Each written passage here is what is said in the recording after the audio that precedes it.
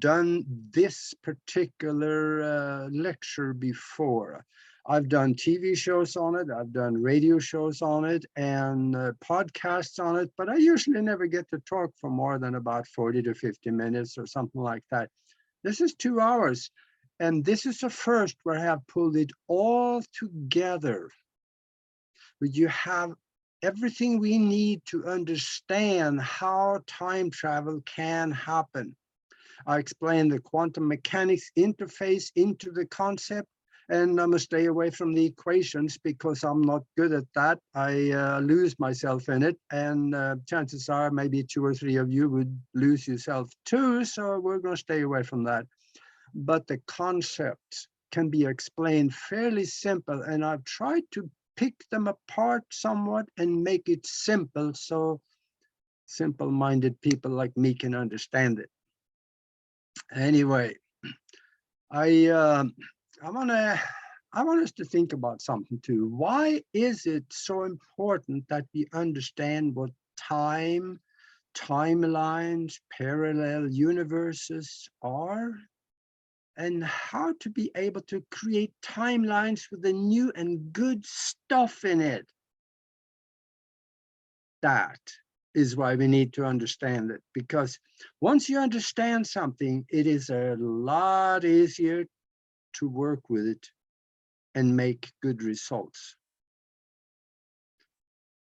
But I guess first, every good speech is supposed to start with a good joke, right? But I really don't have one for you. But I think, though, that everybody here who believes time travel is possible, I think we should get together and talk more about it. So I want you to meet me last Friday at 4:15 in the afternoon, because we're going to have a party. And it just wouldn't be the same without you. Okay, now you understand why Nori keep telling me my jokes aren't any good. So a lot of this is very technical.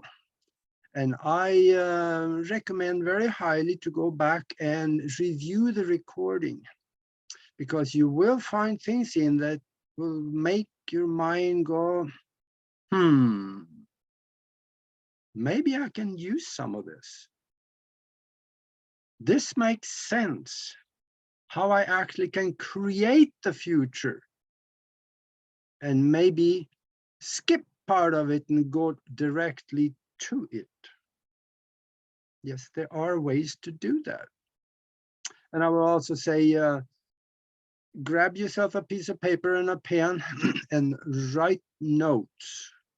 And write, as I talk, you're going to find things that you wonder about. Write down your questions, because there's going to be plenty of time for questions.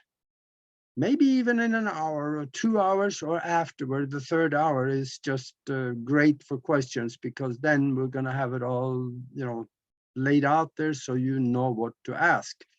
Because right now it's kind of, you don't even maybe know what to ask. So here goes. You know that there is a problem in our society, and that is that the majority of people has been brainwashed into believing that what the government, science institutions, and the people in so-called authorities are saying is the truth. So people will believe that when the government and the science people says that there is no time travel, there is no time travel. It's impossible. And most people believe that. And I'm good with that because we will leave them behind. They will grow at their own rate, and maybe someday they will come and knock on our door again, so we could open that door and invite them in. But for this science part of it, many people are not ready for it. Our mind-created existence here is moving forward. We have to leave them behind and don't want to associate with that kind of limited thinking, because that will hold us back. I have my own experiences when it comes to time travel, and we're going to talk about that very extensively. Yeah. And YouTube and the world is full of stories from people who have found themselves in strange environments where things are different than it used to be. And people maybe were dressed like they were 50 years ago, 100 years ago, and then suddenly found themselves back in present days again. And they wonder, what happened? And they really can't figure out what happened. It could be major events, it just could be small incidents, something like, let's say, you're coming home, your arms are full of grocery bags, you're walking through the hallway into the kitchen, and you see a new painting on the wall, and you're thinking, wow, we got a new painting. You get in the kitchen, put the groceries away, and then you ask your spouse, where did you get the new painting from? And all you get back is a blank stare. What painting? The one in the hallways.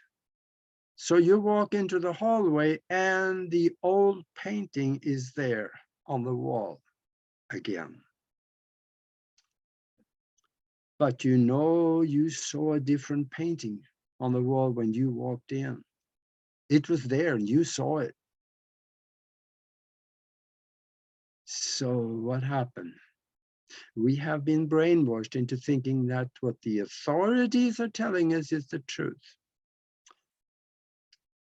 If they say there's no time travel, there ain't no time travel. And of course, you can imagine what it would be like if time travel was possible for most people. Think of that. What in the world would it be like? Let's say that you today are working on a project and you, for practical purposes, let's say you get in the time machine and you go forward 2 years and you talk to yourself and you ask yourself, how would that project work out? What should I have done maybe to make it become successful? Or if you go forward 2 years and find out it wasn't successful, then you come back and quit it. Or you go back and give yourself advice about what to do to become successful at something. What would it be like if these things were possible? Think about that. All we have to do is to look around us and listen to the experiences of the thousands of people that is having these kinds of experiences. Just a concept that is really close to me is that my co-host on Broadcast Team Alpha, Nori Love, she's a hypnotherapist, and she takes people forward in time under hypnosis, have them meet themselves. I've seen that happen. And then we have Mr. Andrew Carlstein. He was a stock trader. In 2003, Andrew Carlstein started with $800 only. In a few weeks, he made $350 million in the stock market.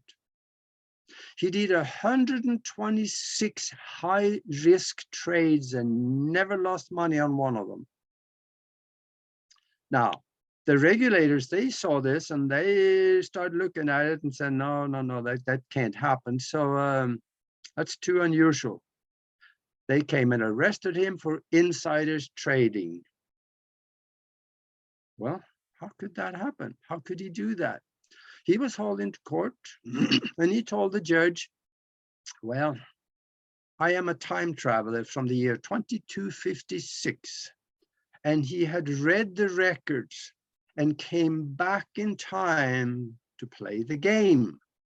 He told the judge, I'm sorry, I got carried away and, playing the market here, and it got a little too far. Of course, the judge didn't believe him, and he locked him up, threw him in jail. And he put a $1 million bail on him. Then they started investigating him, and they found that Andrew Carlstein did not exist, did not show up anywhere in the official records. No birth record, no licenses, no fingerprints, no records anywhere. In a couple of days, a guy came, and he came with cash and bailed him out, and they left, and they were never seen again. You can read about him in a very credible newspaper, and there were several newspapers that wrote about it. One of them is Weekly World News, March 19, 2003. Also, there's court records. Explain what he have said in the courtroom. And you can Google him, Andrew Carlstein, time travel. Google that and you will get an eyeful. This is very well documented. And just do it. You need to see this. If you are listening to this, chances are you may have your own incidents and your own story. In order to understand what all that is, we really should understand what time is. And is it even real? There are credible physicists coming out saying that there is no real evidence that time even exists. It only shows up in the equation as an effect of an artificially created mind construct for the purpose of understanding our mind-created universe. Our universal mind and our subconscious mind has a way to construct it so it makes sense to our analytical conscious understanding by the five senses. And this needs to observe the present moment in linear form. Because our conscious mind thinks a lot slower than the universal mind. And also it is not able to think on more than one thing at a time. So if you have all of everything within the same concept, you couldn't understand it.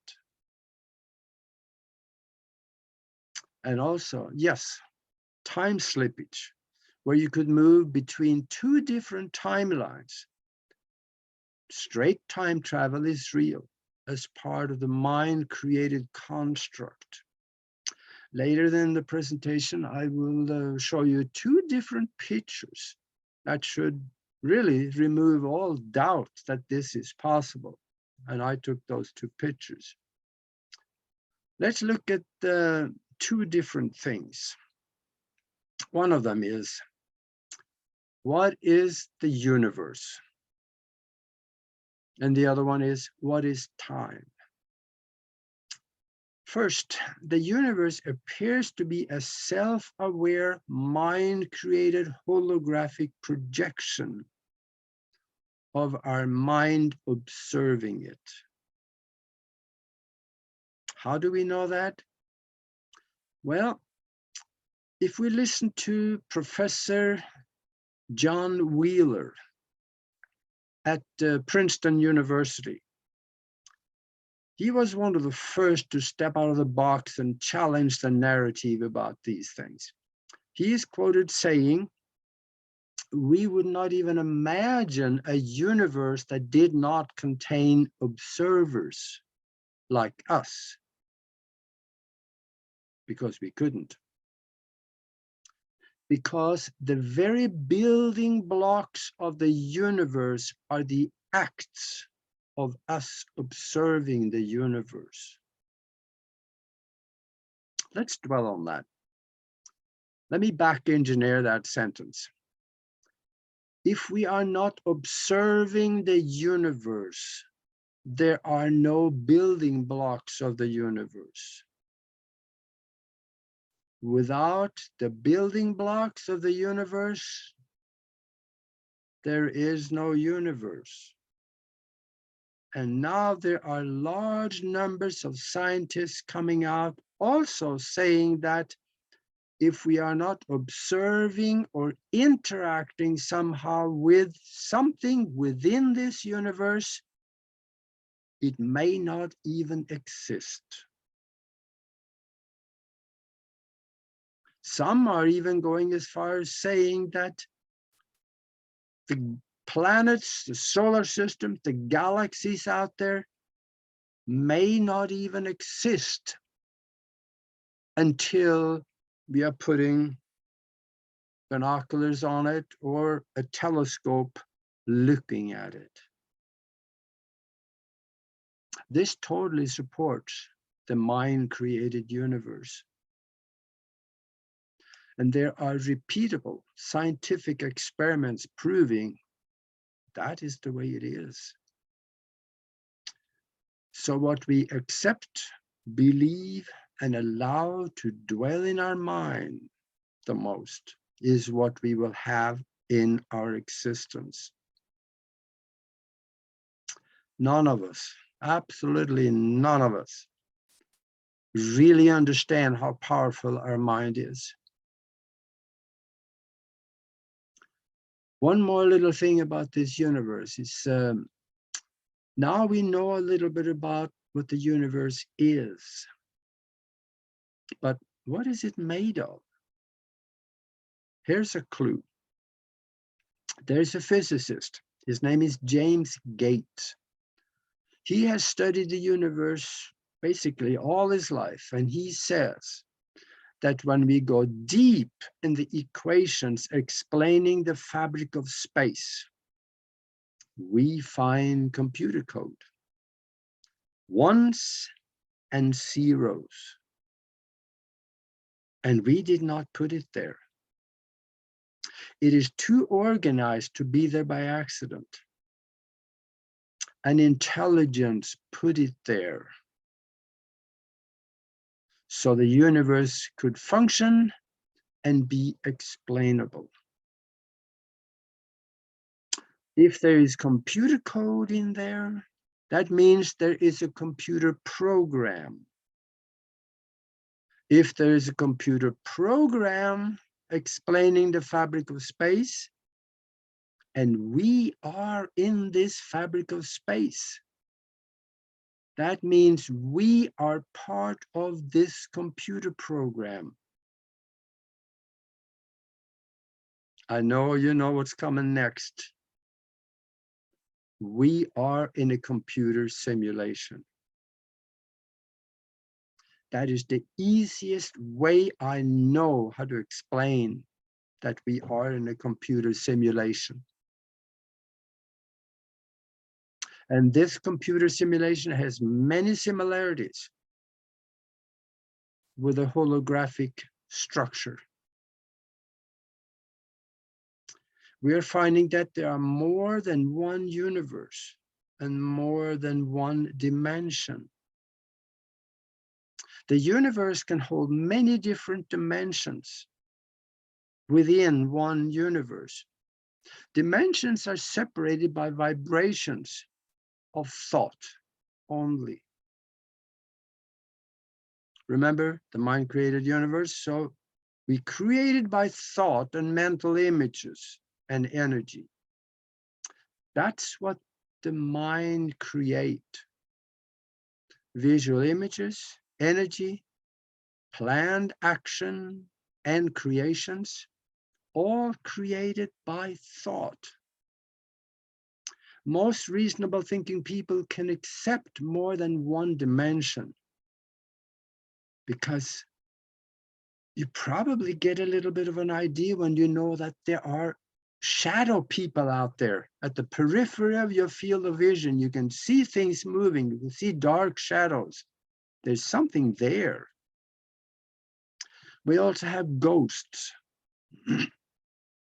The evidence of spiritual aberrations is undeniable. We have the voice recordings, we have the pictures, the videos, and the physical evidence, like ectoplasm, that suddenly shows up and has been analyzed, and they don't know what it is. It cannot be analyzed. And then scratches on people that show up out of nowhere. There is something doing these things. And within quantum mechanics, we have the theory of inflation, which takes potentiality and create physical reality from it. With other words, we think things into physical existence. Some people say that the equations show there may be as much as 10 to the 500th power of universes out there. Or in there, if you consider that everything is created in our mind. And we may be in more than one of them. These universes may all look different. Some of them may have only 2 dimensions to it. 2 dimensions. That's just length and width and no height.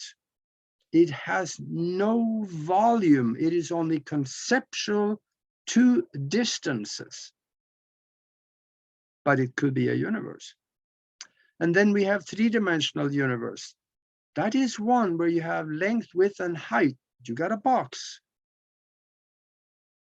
Everything is rigid. Nothing moves in that box until you add the 4th dimension to it, which is time. Now you can put something in the box and you move it around because it takes time to move it from one position to the 2nd position in that box.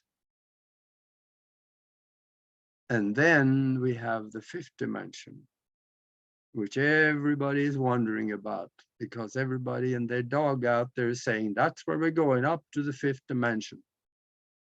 Well, yeah, kind of. But there's more on that one, because here's a mind bender. We find that accepted science show photons and electrons and other atomic and subatomic particles can be in 2 places at the same time. I am and you are made from those particles. In a mind-created universe, we can direct those particles and everything those particles make up to do things that cannot be explained by Newtonian physics. With other words, we could be in two places at the same time, or two timelines at the same time, and possibly even two universes. Boy, here's your brain gets itchy again. On top of that, the quantum mechanics equations on the superposition dictate that everything we have ever thought of doing, having done, wished for, or wanted to create is created and placed into the soup of creation as potential for created physical reality. It is there. We can interact with it. And we have given, just by thinking about it, we have given it a low form of life. And we can draw on that and pull it back into the physical. That is where the theory of inflation comes in. Because that means that potentiality can be moved into the physical and become physical reality. We can take potentials for creation and create tangible physical things from it. Everything we think of is placed in the field as potentiality. So now we know it's there. We know it is accessible to us. This can be used for many different things. I know there's a lot of background information here, but I'm building a foundation to where you can build a house of understanding on it later. And that time travel is possible. Just diving directly into time travel and say, yes, take my word for it, it's possible. That's okay. Maybe some of you would, but I know most of you would have a little problems with some of it, because this is what is the foundation of it. So write down your questions you may be running into here. You're probably getting closer to the idea that our mind has no limitations.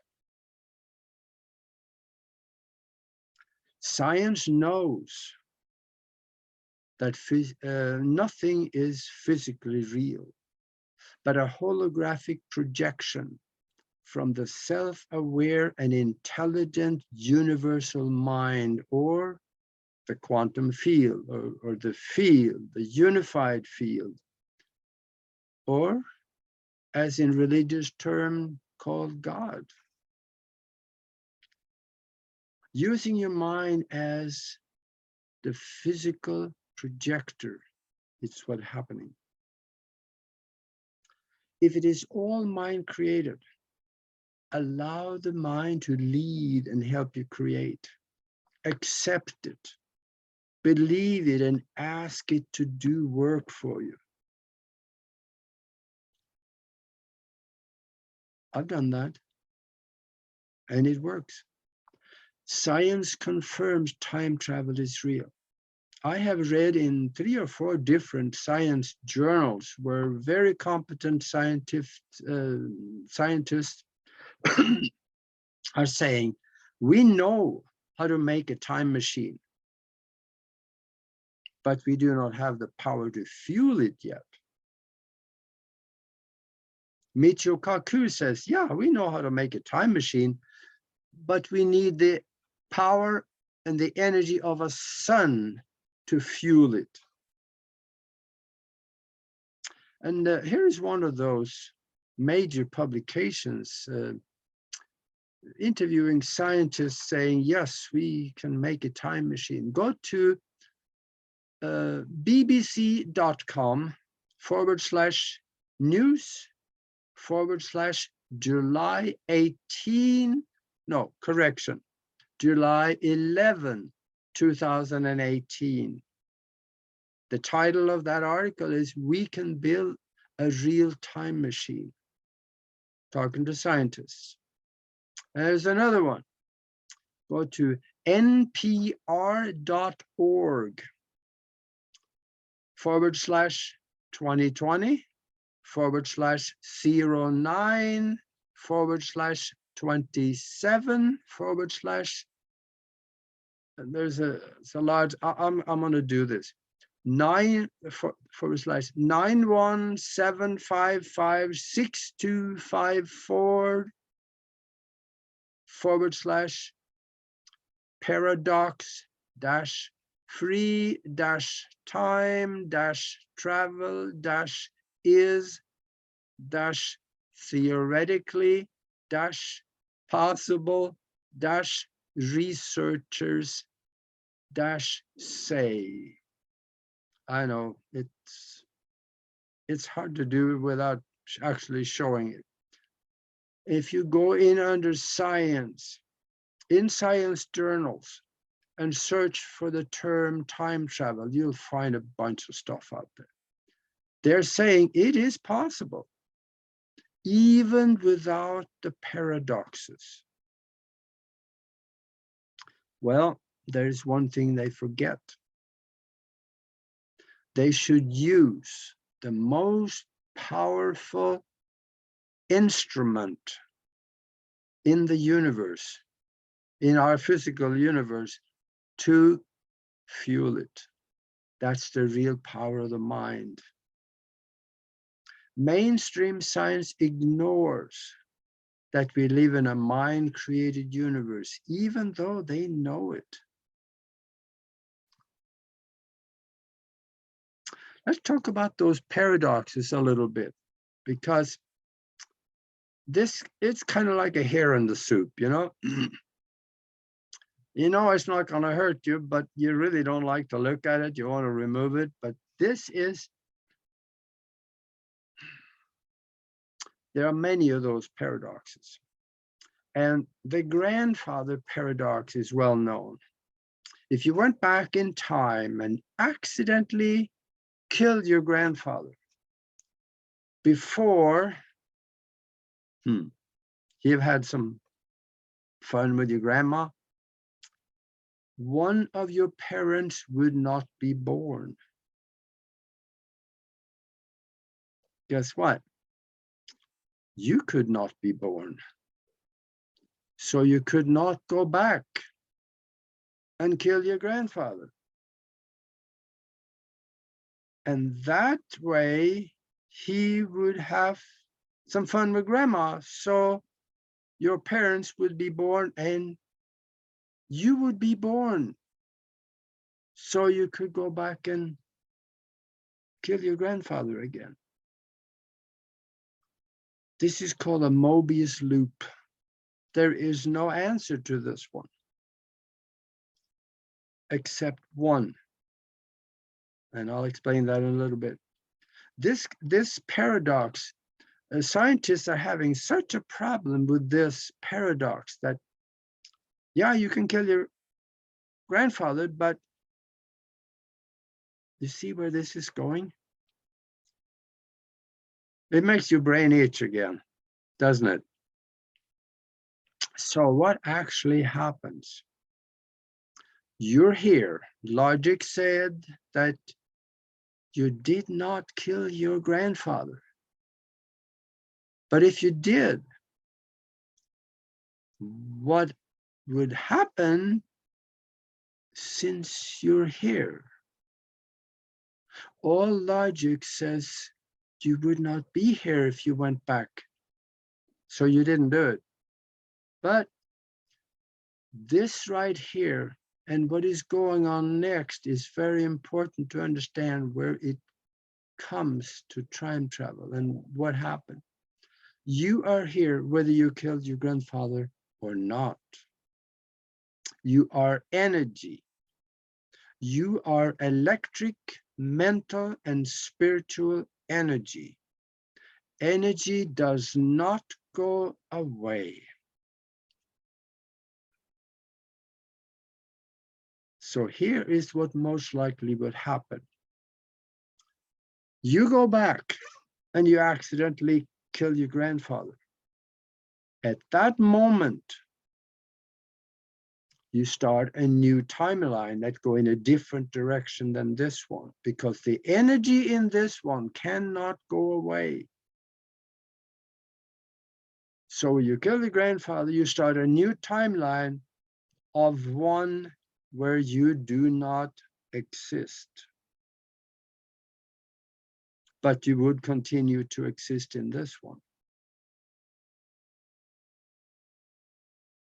Now, quantum mechanics has two schools of thought on this one. And some say that when you create a new timeline, the field with the old one collapses because your mind is no longer there to fuel it. I think different. And I'm not the only one to do so. Because you created energy in this timeline, it cannot go away. It will remain in the field, and it will remain here with you. So, and there are other physicists that is starting to say that now too, because they see development, even on the blackboard, they see developments in both timelines. Science knows that nothing is physically real, but a holographic projection from the self-aware and intelligent universal mind or the field. If it is all mind created, allow the mind to lead and help you create. I've done that, and I have very powerful an electronic device that I've had some very strange experiences with, and I'm going to show you in a little bit. But nothing worked for me when I started using this device before I started to manipulate my brainwave pattern. In a meditative state, I lowered the brainwave pattern down to about the bottom of the alpha range. I was aiming for 7.4 because there is something magical about that number in brainwave patterns. I understand that better now, and you should go to www.broadcastteamalpha.com and scroll down to the last page of the shows. I think it's page 13, and watch my TV show where I interview the man that made the time travel device. That was Stephen Gibbs, and the show is called Hidden Truths with Aage Nost Time Travel. That's the show you're looking for. It's a very interesting TV interview I did with that guy, and it explains a lot. It's going to be able to supplement what I'm going to show you here in just a little bit. On that show, I demonstrate the machine so you can see what it looks like and how it would work. And it gets very interesting. In fact, BBC television found out about this TV show and my experiences, and they called.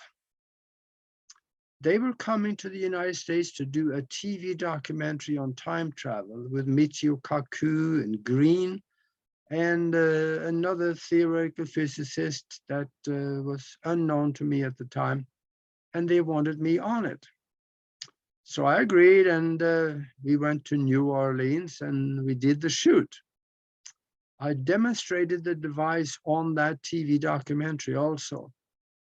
That TV documentary was actually shown to about 1 billion people around the world in 2003. And you can probably find it if you go to BBC Television's website and maybe search under time travel. I'm sure it's still there. They don't lose things. Now, not everything I talked about in that TV documentary with BBC television actually happened. And I did not understand that for a very long time. Why did what I saw not happen?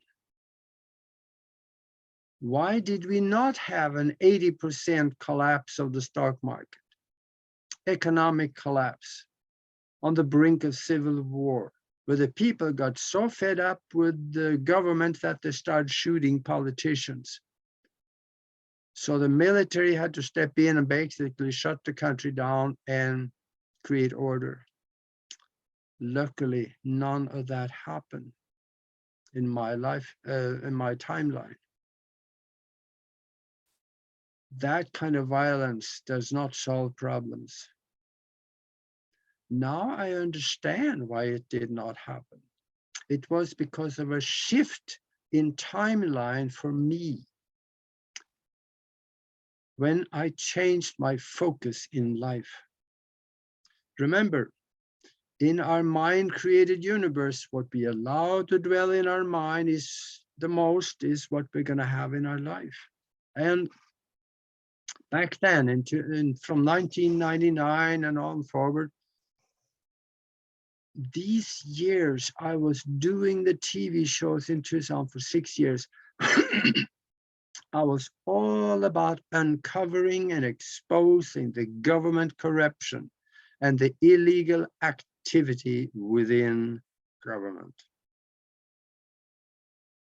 We were one of the early ones to uncover that 9/11 was an inside job. The government themselves did it. CIA, Mossad, old man Bush and his family, they were all at the middle of this. We exposed it. And because of that, what I had in my mind and what was on my mind the most, I created that timeline. And if I had continued on that path, most likely what I have seen and talked about on the BBC television documentary, it would have happened. But I changed my focus of my life.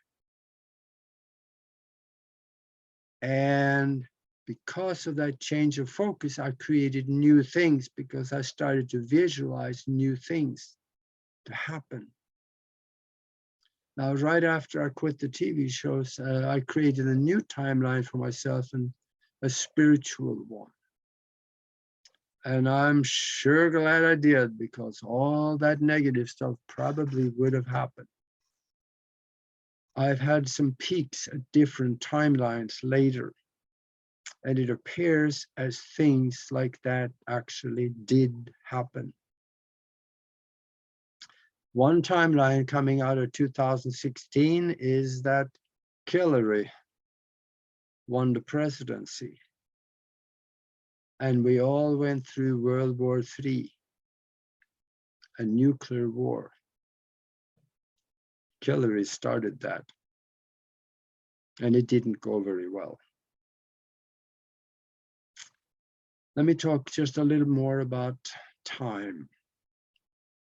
I've heard some scientists coming out and saying that there's no measurable evidence, not even in the equations, that time actually exists. So then, what is it?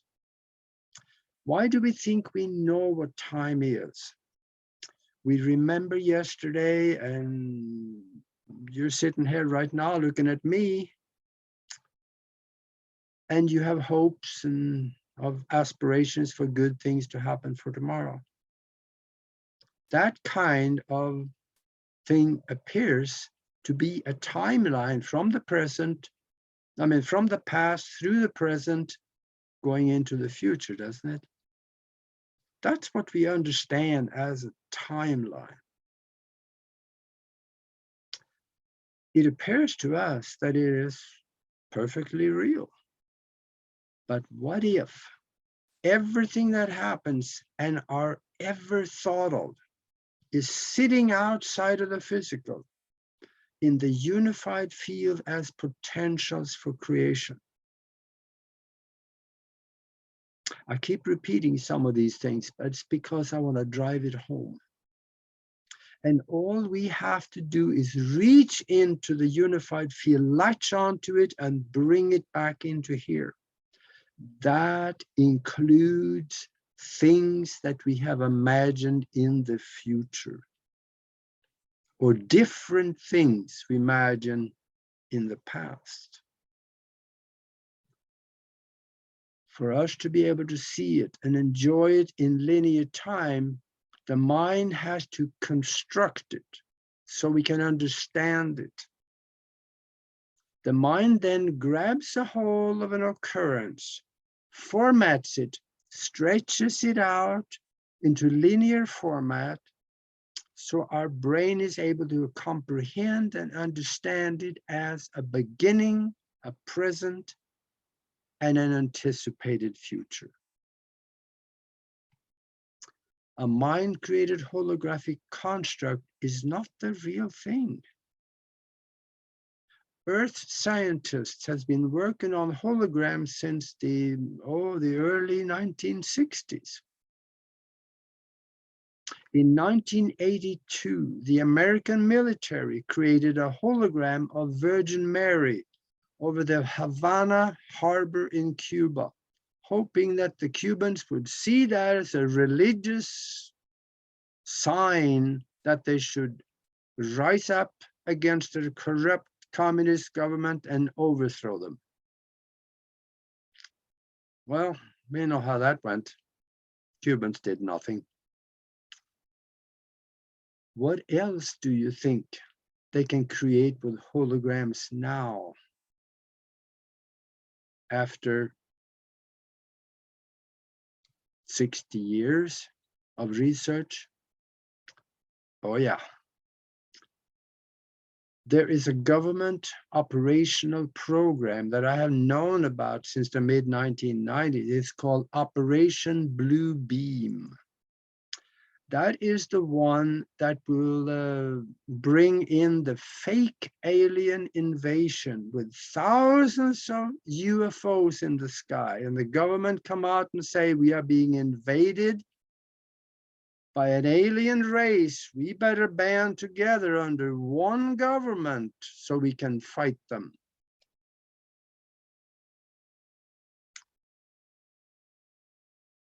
That program has been around quite a while. Werner von Braun, the head of NASA, he talked about it right after he retired. Now, this is a holographic program that is possible here after 60, 70 years of research. The universe has 14.7 billion years to perfect itself. So then do you think that actually could be a little more perfect than ours could be? We could be in that particular program that is created by the universal consciousness or the universal mind, and your mind working in unison as one, creating what we see. When I had a universal download and the universe was explained to me, I saw the time slowed down so it could actually be understood, and I could see the individual different frames of present moments stacked one after another. I could see the pictures of those frames going away, coming back, going away, coming back, going away, coming back. Your mind, well, let's see. Your mind is creating a perception of this through the five senses. And that's only the projector of what the universal timeline is created from. This perception consists of a succession of present moments placed one after another one in linear form as pictures. And that is as a 4D perception of pictures all around me. these pictures were stacked in a row.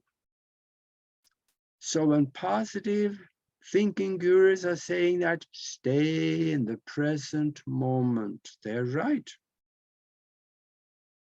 It is only the present moment that exists. There is no other choice.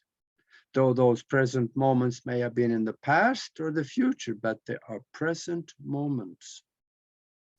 Because the linear progression of physical time is a succession of frames of present moments as a 4D picture, placed one after another.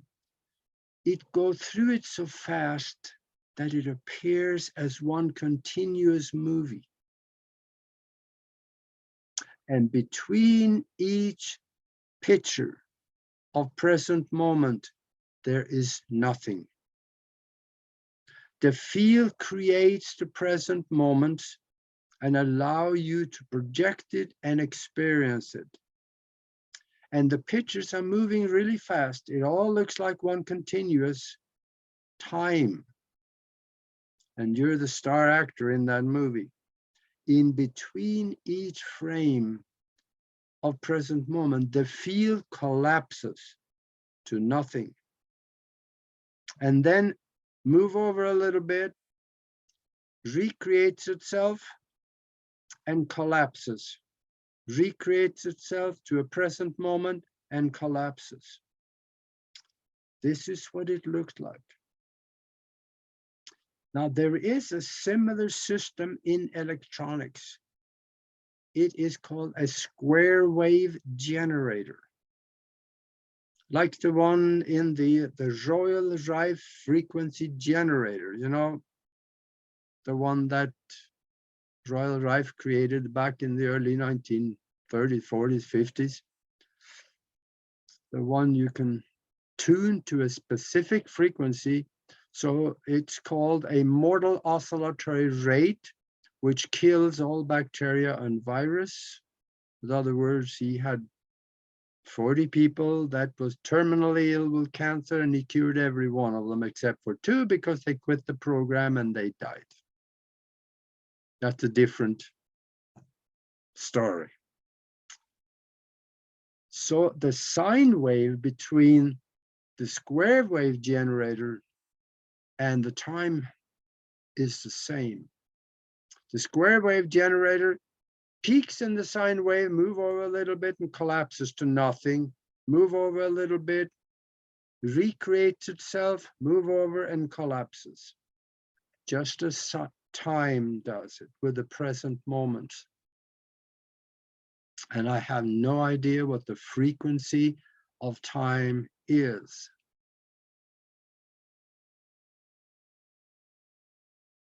And then, oh gosh, I see we have been here for an hour, and I guess I'm about halfway through. What do you think, Neil? Should we maybe take a 3-minute break and maybe do some questions and answers? Or what do you think the people in the audience wants to do? Do they want to go and get another cup of coffee just like me, or what do you Let's think? see. Well, okay. Well, you can go get a cup of coffee and then we could take a couple questions. How about that? Yeah, then I'll be back in 3 minutes. How about that? All right. Sounds good, brother. See you in a Okay, few minutes. just keep it running. And I did see a couple questions come in, everyone. So while Aage goes away, I'm going to go through here and look at your questions. So if you have any more questions at this point, go ahead and post them and we'll get them answered in a few minutes.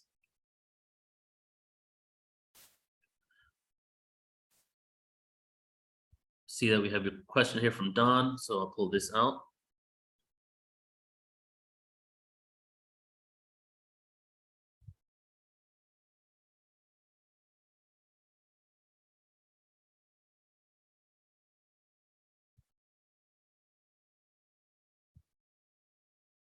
All right, right now we just have one question. So again, if you have any questions, go ahead. And if not, that's fine too. You can ask them at any point. You can put them in the chat, in the Q&A, and then Aage can also take a look at them afterwards.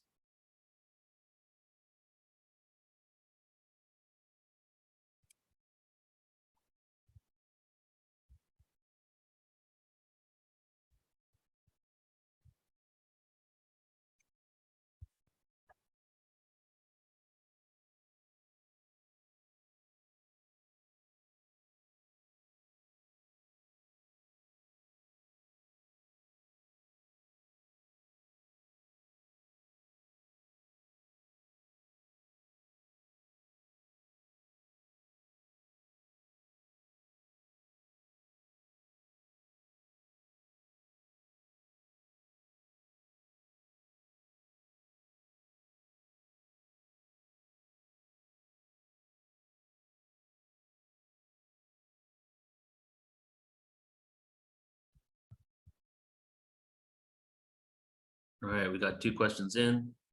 Don, I see yours here, and I love that question. You know, just while we're waiting for Augie, have you guys seen the movie The One? The One, that movie? Because what you said, Don, can we pull our physicality out of this timeline into another and have all of our existences into the other? That's kind of like what happened in that movie, right? How he was going around taking himself out, like physically, of all these other realities to pull in the energy and to be as powerful as all those multiple dimensions and realities in one. I love that movie.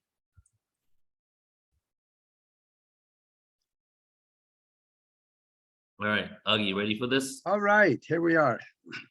Okay, so we have a question here from Don. Can we pull all of our physicality out of this timeline and into another and have all of our existences into one? Well, different timelines usually have small variances and some are big variances in it. And that is one thing I'm going to cover in a little bit, because if you go through what I'm going to explain to you, so you switch timeline, you may bring a whole bunch of the stuff with you because it's the same over there. Or you can create a new timeline where everything will be the way you imagine it from then on. So there are 2 different ways you could be in a different timeline. And another thing is that when you move into another timeline, if you move there, you may not be able to remember what you had in the old one. You come there with amnesia. I got 2 pictures that shows actually different, because the 2 pictures are from the 2 different timeline as well as time travel into the past. So it gets really complicated in there, but a part of your question, I'm going to explain it a little bit. And just to ask something else based on that, I've heard stories before about other planetary systems where beings they exited one planetary system or star system, Orion or whatever, and then they incarnated into Earth. So is that technically another timeline, especially because we have a specific unique time construct on Earth? Because I know I've heard stories about beings that basically left one reality in like Orion, and they thought they were going to remember everything on Earth, but they actually lost their memories. So is that kind of the same thing as time travel, or are we specifically talking about parallel realities? That may be more parallel. I didn't quite understand the question, because coming from another world into this one, it also, when you move through space is not constant in vibration. So let's say if we went to the Pleiades right now, we may come there at a vibration where we see nothing. But there are other entities that are at a different vibration that comes here and are able to adjust their vibration so we can see them here. Mm. So it gets complicated. Very complicated, yeah. Yeah. So here's a comment here, and maybe you can add a comment to this. Timothy is saying people use time jumping for healing, and it seems to work very well. It's just getting your mind to accept the scenario. So any comments on that? Well, yeah, that's a concept that is real, and I have not studied that very much, but especially if you go back to a healthy time and embed yourself in it, claim it as yours, and then bring it in here. So, or you could go into the future when you have cured it, whatever it was, but then you still have to cure it. So that type of technology is not my specialty, but I can see a little bit of the concept in it if you go backwards to a time before you got your challenges, and then you bring that with you back into here. That's my impression of it. I may be a little bit out in the field on that one, but. We have one more question here from James. 2 more questions. James is asking, please explain the difference between brain and mind. Okay, brain is all physical. The brain is the computer, the hardware computer. The mind is your computer program that makes the computer do what it does. Because the mind is not just in the computer, the mind is everywhere. It is the universal mind, and you are part of that universal mind. And if we understand how the brain and the mind works, then we can access what is in the universal mind a lot easier and bring it in here, understand it, and be able to use it to our advantage. Vivek is asking, what is quantum jumping? Is that a form of time travel? I haven't studied that very much either, but quantum jumping is done by the mind, where it takes the body with it. Because when we understand that the body is only an expression of the mind, then the mind can take it with it and go somewhere. That is why Nori and I interviewed Father Tiso. He's a Catholic priest that the Catholic Church sent to India to follow up on some rumors that there are people that is actually ascending over there. They just poof, go. He went there and yeah, he found out it was true. He's got a website where he shows pictures of it. Gets complicated, but they take their body with them when they ascend. That may be in a different way related to quantum jumping. Only these people over in India, they die and they go. But maybe there is a way that we can also quantum jump to a different location as well as at a different timeline, possibly. This one's, I need to look into that. Thank you for asking. This is really good. I really should look at teleportation is the next one. Yeah, that is teleportation is, there is actually videos on YouTube of children. A couple of years ago, I saw this. They had two milk glasses upside down. They were empty, upside down. They had a bug in one, under one glass. Kids were sitting there and they moved the bug from one glass to under the other glass on camera. And I saw it on YouTube, and it might still be there. If you go and maybe search for teleportation, kids, teleportation, or something like that, you might find it. So I've seen it. There were two Chinese kids. Well, I shouldn't say that. They were Oriental. They may have been, I'm not sure. They do a lot of research on these mind techniques in China and Russia, and they talk about it. Only here, nobody talks about it in the US.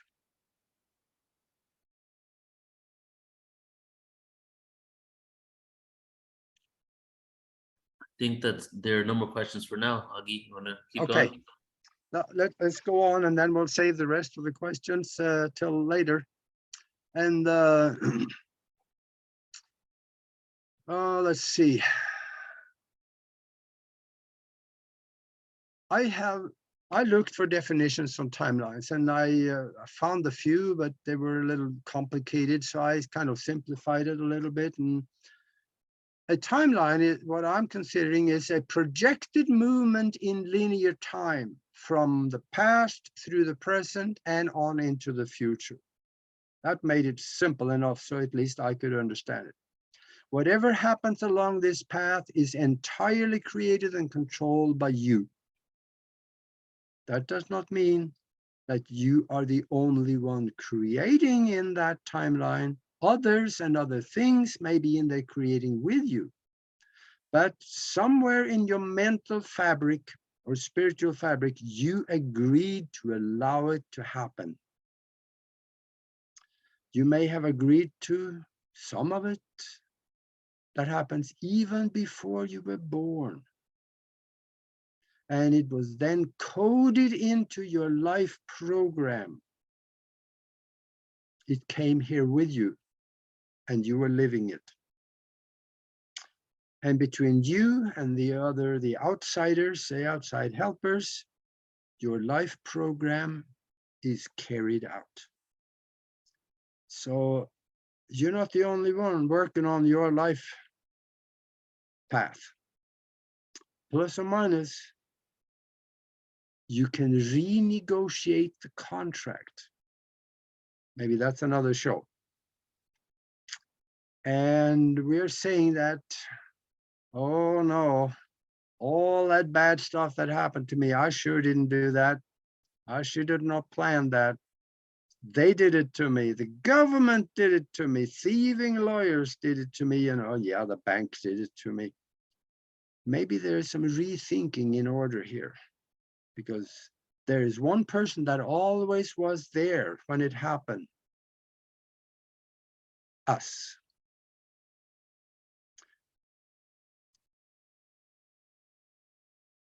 Let me talk about how to start a new timeline if we don't like what we have in this one.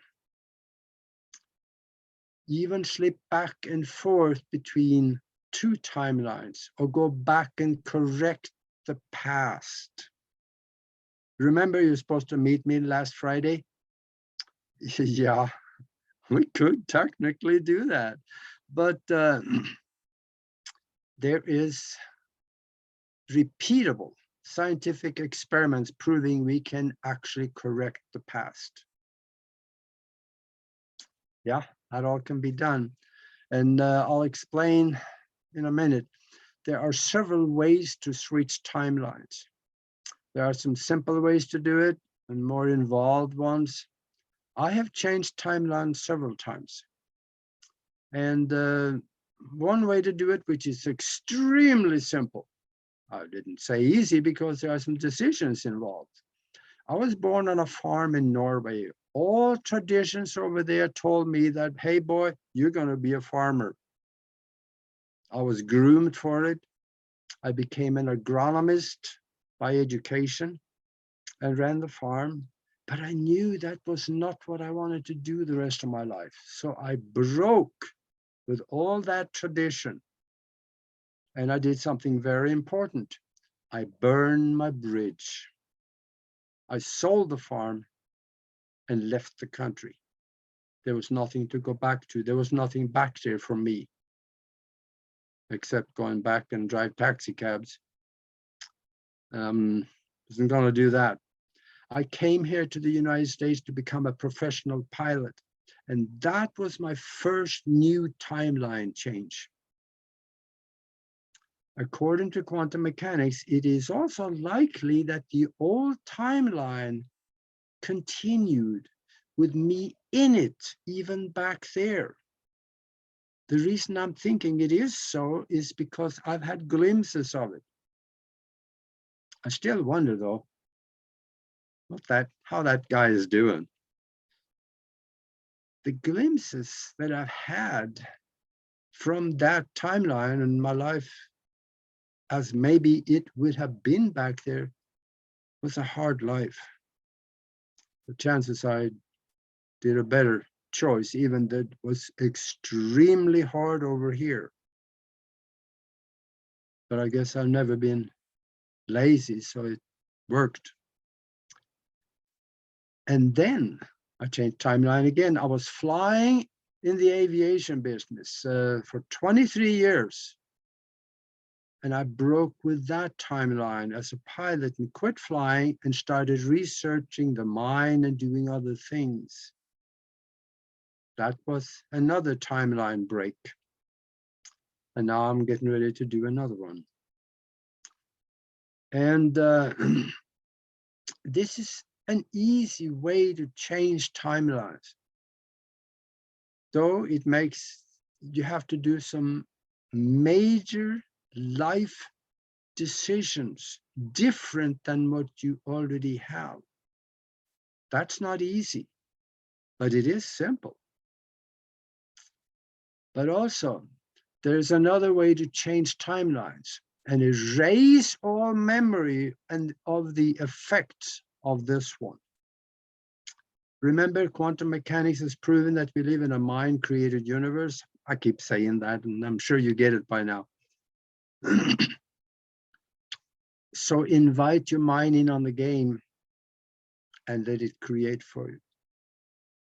What that means is that in practical terms for us is that we, if we totally believe and wrap our minds around the concept of something we want, with a spiritual language involved, that is emotion, feelings of it, intention, vivid, colorful images, and love.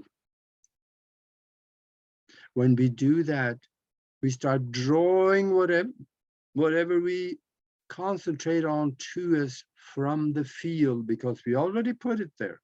We thought of it. We wanted it. It's there. So now we draw it back. It's formatted out there and we draw it back. The unified field, where everything is just sitting there as potentials. Remember that term? Potentials for physical creation. So we bring it back and we create. Whether we placed it in the field or someone else placed it in the field is actually kind of irrelevant, because we are attracting and attaching the vibration of the concept in the field that we want to draw back to us and to create a tangible object or situation. We are looking for the final result. If it has been thought of by you or other people, if it's imagined or visualized, you have given it a low form of life, place it in the field, and it is there waiting for you.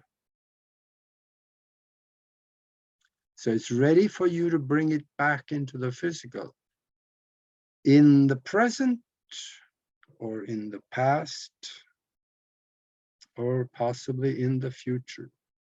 Now, what we are here, now, what if there are things in your life that you don't like? So then I indicated that we can go back and change the past. There are scientific experiments showing we can. Let me tell you about that one experiment, and then I'll show you how to change the past. There's a German scientist. His name is Helmut Schmidt. How much more German can you get than that? He did a lot of research into the relationship of the result of an experiment and the observation or non-observation of someone involved in the experiment. He found that the mind of the observer can greatly influence the outcome of an experiment. In fact, he found the mind can even affect and alter an event that has already happened in the past. That's a scientific experiment showing it's possible. And here's the proof. He used a random number generator and hooked it up to an audio device with which could create and deliver a recorded click in the right ear and left ear of a headphone. In several sittings, he made a number of recordings of the random distribution of clicks to the right and the left earpiece. They were recorded in 2 different places. No one was allowed to observe the results, not even himself. Under normal circumstances, random distribution means that it would be about 50-50. 49-51, on another rare case, 48-52. The next day, he gave the recordings to a volunteer and told the volunteer to think and intend of many more clicks to occur on one side than the other side. Then Dr. Schmidt, he tallied up the clicks on the left and the right side of the tapes that were not influenced by the volunteer. And he found those tapes to be about 50-50, whatever he looked at was 50-50. Then he tallied up the clicks of the tapes no one had observed or heard. And those clicks, they were influenced by the volunteer to have a lot more clicks on one side than the other side. And he found that the volunteer had altered the clicks on those that was done 2 days earlier. They were no longer 50-50. They were as much as 10 to 15 clicks more on one side than the other side. The chances of this happening by chance is astronomical, especially when he repeated the experiment several times with the same result. The greater differences in clicks were only obtained in the recordings that were not observed. Now, what does that tell us? The volunteer went back and altered a recording that was done 2 days earlier and was not observed. The volunteer altered the physicality of the recordings in the past, as long as they were not observed. So this proves the past can be altered. Now, if you manage, let's say you imagine yourself creating within your field. Let's say you imagine yourself having a kitten, or imagine yourself having a new life in a different timeline. It is equally possible for the universe to help you do both. By engaging the power of the unified field, we can both travel in time backwards and forwards, and also move within different timelines back and forth and sideways between timelines. Now, let me tell you how you can create a brand new timeline where everything in the old one goes away, or you are no longer aware of it. Let's say you have a life situation right now that sucks. You don't like it at all.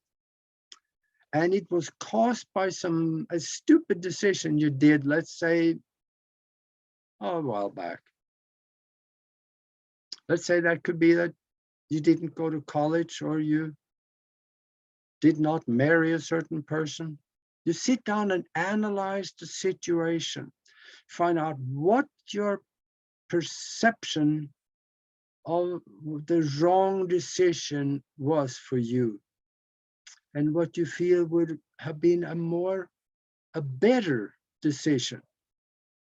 So let's say this stupid decision that you did was 6 years ago, and you know exactly the moment that you made that bad decision, and you're living with the results ever since. Now go back into meditation. In your mind, go back to a time about 6 months before that bad decision. Visualize your situation back then, 6.5 years ago. Spend a little time on visualizing different occasions of what you actually did back then. And carry that through, see, kind of create a little life string of things up to the point where you made that bad decision. Think yourself through this and get to the day of the bad decision. At that time you made that bad decision, visualize yourself making a totally different decision, a much better one. That will start your new timeline. And then start visualizing a different life path as a result of this new decision, with wonderful things in it. Just dig out the paintbrush on this one, put whatever good stuff you want into that timeline. Put all the good things that you can imagine in there. See yourself in it, around it, with it. Have the people you want in your life there with you. Fill it with emotion, good feelings, gratitude for having a wonderful life. Fill it with intention. Know that is exactly what's going to happen. And love it. Build your imagined life the way you want it in your life. Build it in your mind first. This is how extremely successful people build their life. Broken, miserable people, they never do these kinds of things because they do not spend a lot of the time in the areas of the environment that these kind of success principles and information show up. They're more busy with the football game, you know, and CNN News and the Rotary Club. And of course, their problems, you know, they spend a lot of time on their problems.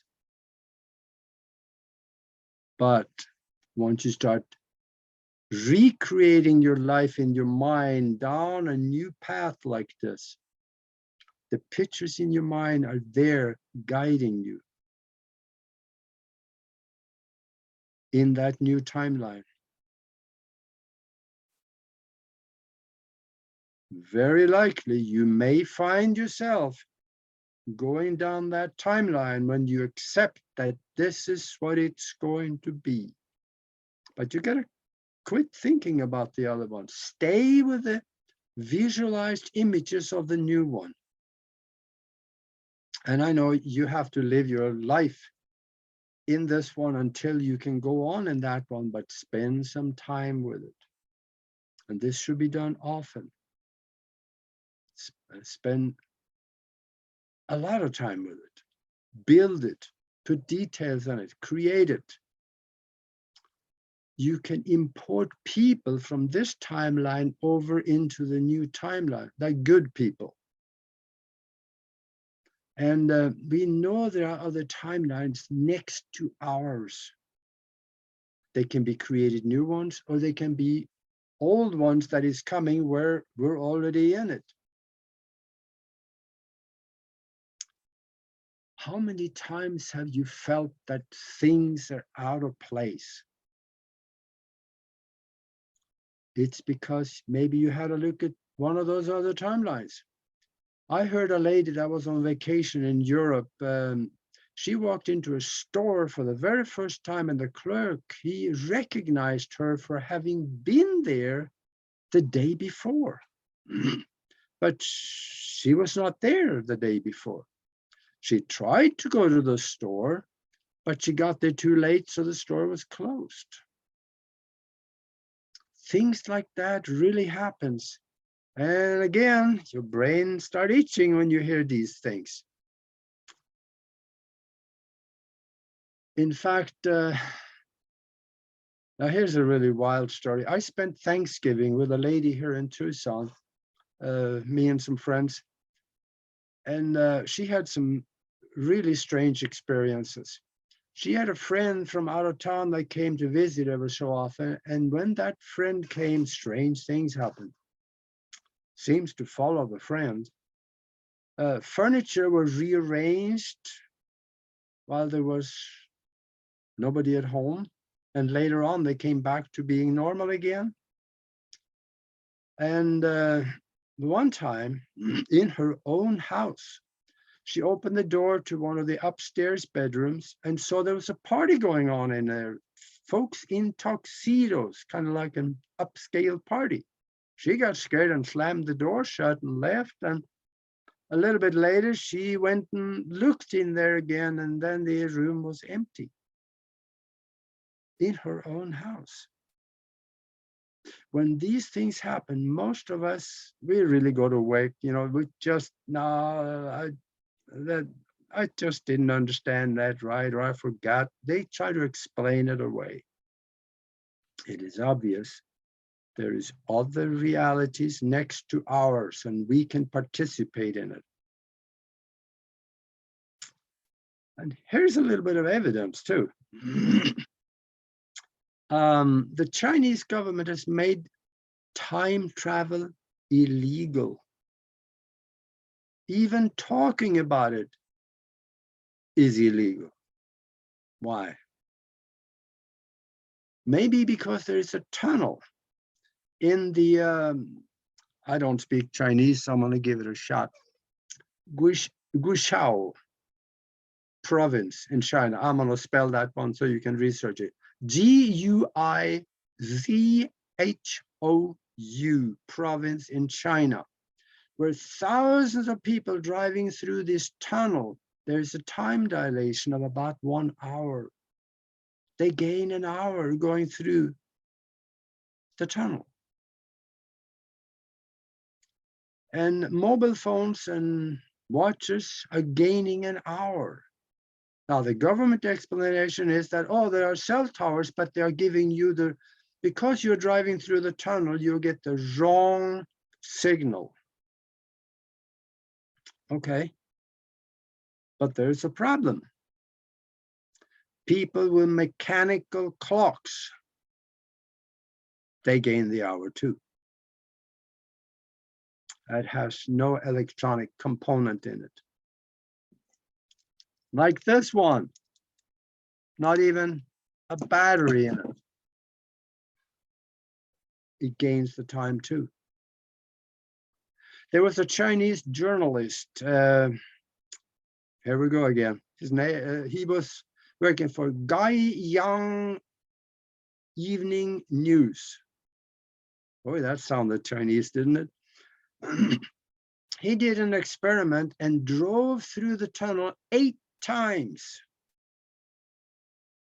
He gained 8 hours.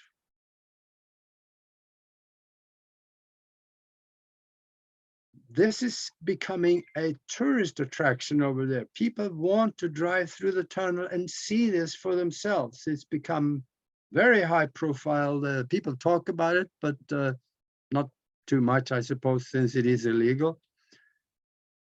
But it is there. And I know this is a lot of background. So let's have a little meat, huh? Let me talk about the time travel device too. The device that I have is not a toy. It's the same one that Art Bell, and we know who he was, having coast to coast AM radio show where he had millions of listeners. He got one of those machines, and I heard him say on the air one time that I'm sitting here looking at it, but I haven't dared to turn it on yet. So he maybe didn't. But it is the same one I also demonstrated for BBC television in their TV documentary that was shown to about 1 billion people globally. I said, it's not a toy, because there are people who have used it and they are missing. Let me tell you one story that was told to me by the builder of the device, Stephen Gibbs. And he said, I really don't talk a lot about this, he said, because it scares people. Well, yeah, it should. If you don't know what you're doing, you shouldn't be messing with it. He told me there was a young man going to college and living at home with his parents. And he bought a time travel device from Stephen Gibbs. And then he got it. And the earlier part of the day, he went up to his bedroom and obviously was, experimenting with it. Kind of looked like. The parents did not see him the rest of the day. So his mom came upstairs in the evening to invite him down for dinner. When she walked into his bedroom, he was not there. They did not really worry too much because that happened before. He went out. So, but the next day they found out that he wasn't at school either. And they waited a little bit, but they filed a missing persons report, and the police came out and started looking his bedroom over. They found a manual on time travel laying on the bed. They found the time coil, the electromagnet, and the black box sitting in the middle of the bed, and it was plugged in the wall. See, when a person is missing, the police's job is to be really suspicious. So they started looking at the parents. Did you kill him and hide him, or what happened here? Police get squirrely when stuff like that happens. But they did get over that. But the kid, he never showed up anywhere after that or later. The question is, where did he go? Actually, that's half of the question. The other half is, what situation did he find himself in at the other end when he showed up somewhere? He left the device behind. So he could not use that to come back. You see, normally there is a safety valve in the universe. You will usually be brought back to the place where you have the most thought, energy, and intention and present awareness. That's the safety valve. And that works on many different levels. That even works for astral travel. You can go throughout the universe somewhere, but you will always find yourself back. All you have to do is to think yourself back and snap, you're back. And I don't think he understood the mind well enough to be able to think himself back.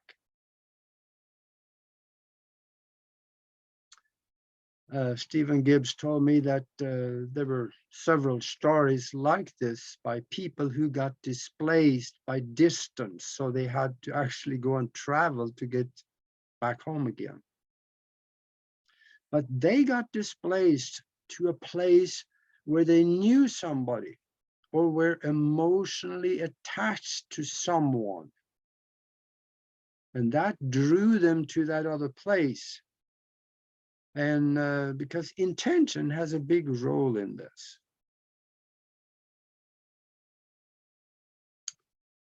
So now here is something that I know everybody would want to probably ask later on. What have I seen in the future? First of all, I am not worried about the future whatsoever. It's going to be good in my timeline. And as an insurance is that you're sitting here looking at me, so chances are you're in my timeline. So let's keep it that way, huh? Unless you go out and make major decisions to go off in a different direction, you could depart from this one. But as long as you stay on a spiritual path, I think we probably will be somewhat on the same kind of vibration. So we'll go, be in the same timeline. But I also want to remind you of something that I said before. Whatever you allow to dwell in your mind the most is what you're going to have in your life. When you think of something, you give it a low form of life. You place it into the field as potentials for creation, and you give it energy. And that's why Nori, Love, and we have created a mastermind of phenomenally powerful people or minds. Every Sunday we get together at 2 o'clock East Coast time, and we imagine the future. A lot of the stuff that we have imagined is happening. I know we're bending the laws of physics sometimes. We created howling rain out of basically clear sky. Actually, that's not totally true. There were a few clouds, but in a matter of an hour, it thickened up and darkened and turned into howling rain, and that should not have happened. But we created that to put out some of the forest fires in Northern California about 3 months ago. It worked. That is what happens when you put the mind to work. So if we give it energy, we give it life. And that's potential for physical creation. Therefore, I will not talk much about some of the negative stuff. And there is some things. There is some, but we will come through. On the other end, there is good things on the other side. We are going through a cleansing process right now. Not all will look rosy. Remember, the beast will not lie down and die. There's more cleansing to do yet. And there's a restructuring of society coming. And it's necessary. That's in this timeline. There will be a new economic system, one that is a lot more fair. A restructure of education, that is going to be a big one. And that will actually happen fairly quickly. Because when the truth comes out, imagine there are some people that say, wait a minute, we're going to quit teaching lies. We got to go over of this direction. Governments will be the last one to give up the ghost. Governments as we know it will change. They will generally go away, but there will be a resource management system, which will be a derivative of a government with mostly new people in it, because the people in charge, I mean, the people in lower echelons of government, there's a lot of good people there, but they're caught in a bad system and they know they're doing the wrong thing, but they got to live too. So they keep their job and they keep doing what they do. They would do good things if they were told to do good things. So let's keep them. It's the upper echelon of government that is corrupt to the core and need to go.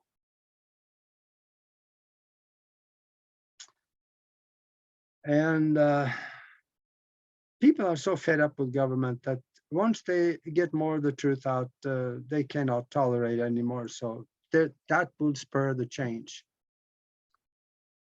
The transition to a more human-friendly society will be a painful one for many people. There's going to be new things to learn, new things to accept, a total re-education of what we thought we knew to be true.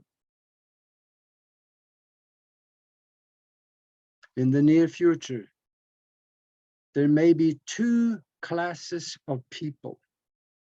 One computerized and totally controlled, or maybe not totally controlled, but somewhat controlled. They have minds of their own that they can interface with, but that's happened because of this thing, that they put in your arm these days.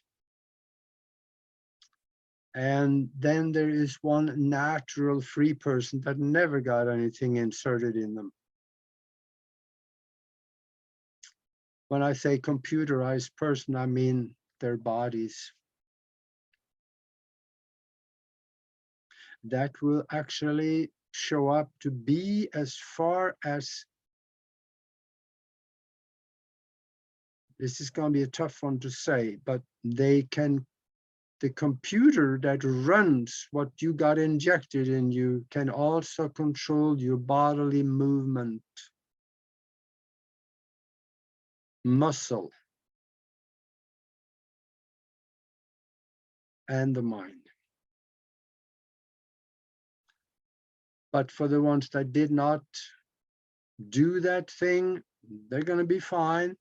But for the ones that did get that thing in the mind, there's going to be remedies.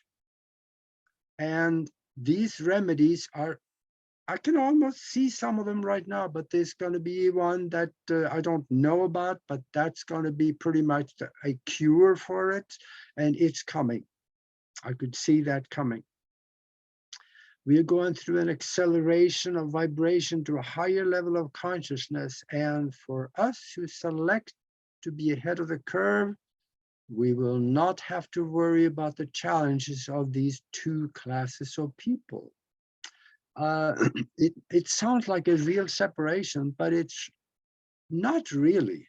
Many people of higher consciousness was forced into taking the computerized vaccine, but they are still good people and they're here with us. They will learn to manage this new physiology to their own advantage. And they will have advantages of mind that we do not have as natural beings. They will have actually some new abilities that will come to the surface.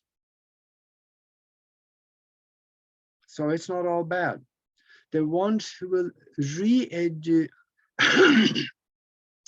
the ones who will re-educate and rise to higher consciousness, they may have a different way of looking at things. I saw a separation of people. So some may be left behind when it comes to that raising of vibration. Not a separation by conflict, more so of an intellectual one, but much more acceptance than we have right now. And then everybody wants to know, what about disclosure? Yes, there will be a form of disclosure again. It has already been.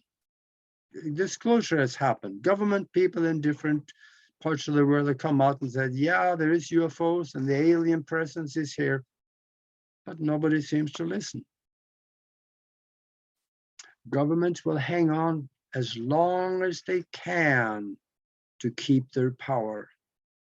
There will be a little slow dribble. We're going to probably hear something shortly here about, oh, wait a minute, we found life on Mars, but it is a microbe.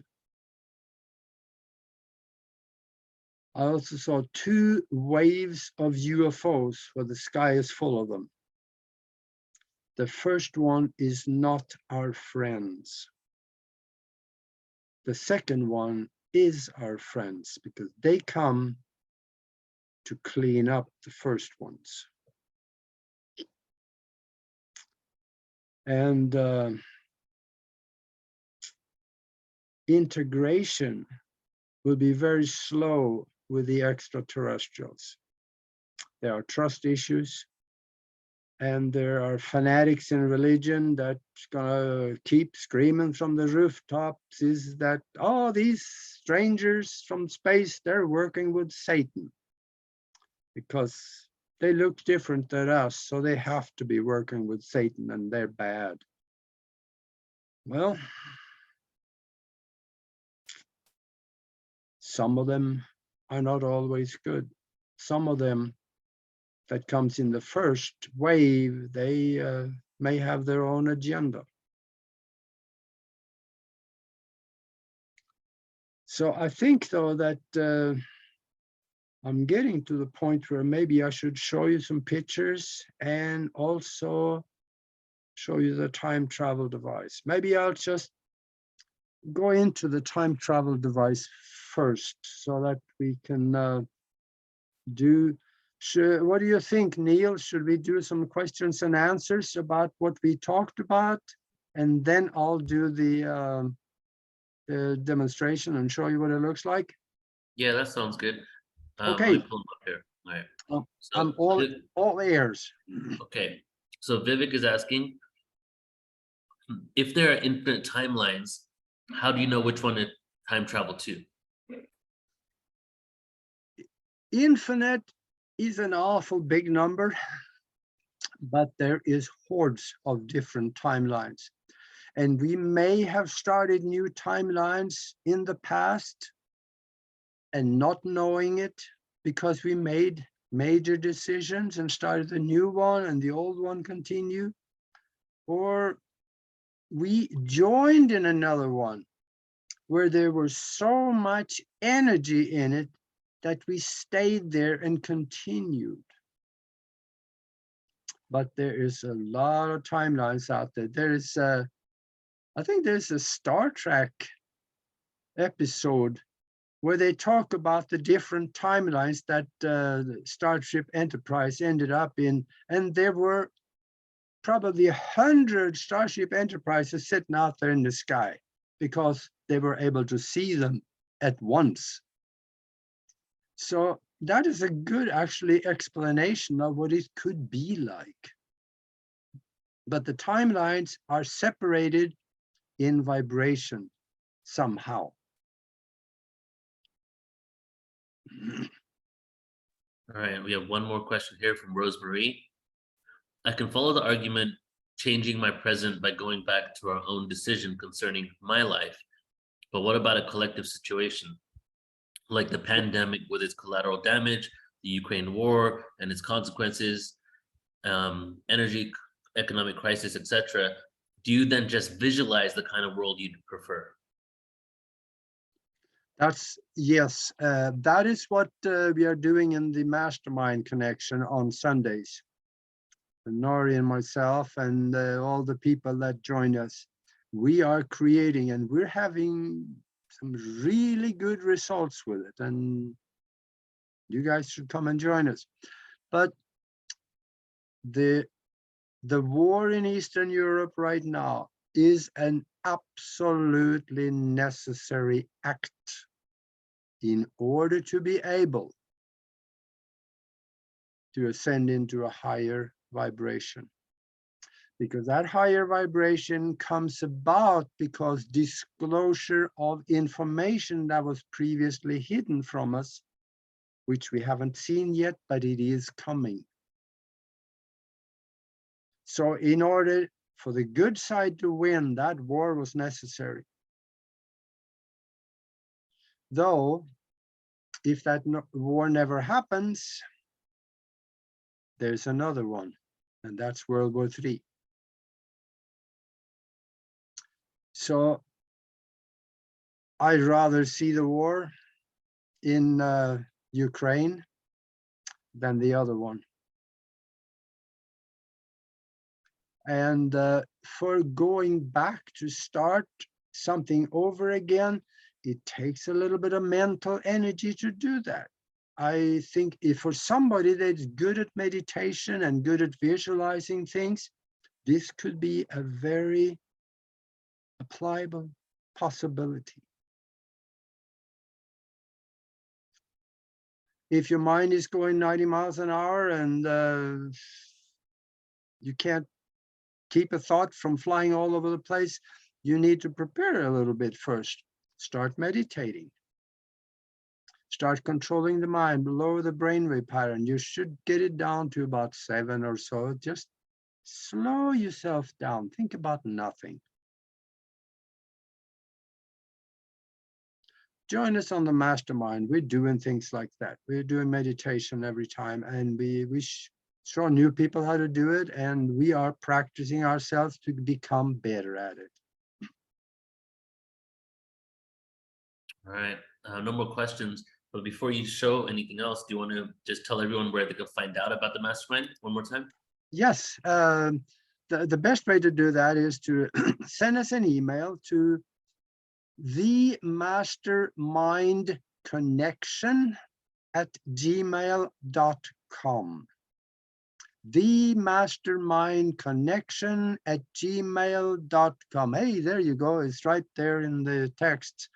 So send us an email and request more information, and I will send you more information and a link to come and check it out.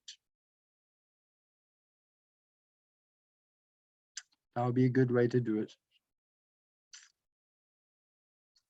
And that was it for questions, huh? Great, that's it for now. Okay. Let me talk a little bit about the maker of this thing. He became very well known in the cyber world because of this machine that he did. A lot of people are laughing at this and say, yeah, sure. And then again, there are people that is tried it and missing. So I know there's something to it because of what I have seen, as well as what other people have seen. Now, also, I want to say, maybe I should just say that right now, and that is that once you start doing this kind of exercise with a device like this, there will be a day when you no longer need the device because your mind is conditioned to accept this is possible, I can do it, and this is how I do it. Also, I wrote a book, and in the back of that book, I'll show it off real quick. This one here, Spiritual Science, Higher Conscious Thinking and How to Access the Universal Consciousness. In there in the back, I have a chapter on how we can do time travel mentally, and we can go and see and do things. Whether you do it physically, that I don't know. That could very well happen because the possibilities are there in the equations for the field. But when I got this time travel device, there's a little learning curve because it came with this manual, time travel. And this is something that Stephen Gibbs put together. And it is, I'm going to show you a little bit out of the manual first. Here is, there's a diagram of how the manual is put together. I'm going to show this. I'm going to show this quote. This is how it is. And the big squiggly half circle there, or 3/4 circle, that's the time coil that goes around your head. Let's see, this one goes around your head. And then we have the magnet over here. It's an electromagnet, extremely powerful electromagnet. And then we have the black box, which has many similarities with a radionic computer. I see some of the, it's only got 2 dials on it, but I used to have a radionic computer that had, I don't know how many dials, 28 or something, I'm not sure, where you can fine tune it to do just about anything. Here in this manual, they talk, or Stephen Gibbs talk about operating instructions, what the different switches are for. And also it can be used, it has a well, I'm going to show you in a second. It has a well where you can put things in it And you can tune it to the vibration of the thing you put in the well. And that could be, let's say, a hair sample from somebody, and you can heal them at a distance, just like a radionic computer would do. And for some reason, he writes something in here that I have never seen anything before of anybody else. He says, never under any circumstances use blood. It can draw demons. In the radionic computer, we used blood sometimes, and we had no problems. But he's a very religious man, and I think he, in his own mind, he wants to be careful. So I have no problem with that. And here, there is, he talks about this to also be used for astral travel and physical time travel. He talks about how to do it. And here is also a section on how to increase your intelligence and how to amplify the results that you're getting. Now, when I read this manual the first time, I put it down and I said, no. But then again, I figured, oh, well, I know a little bit about the mind. Maybe I should just give it a shot.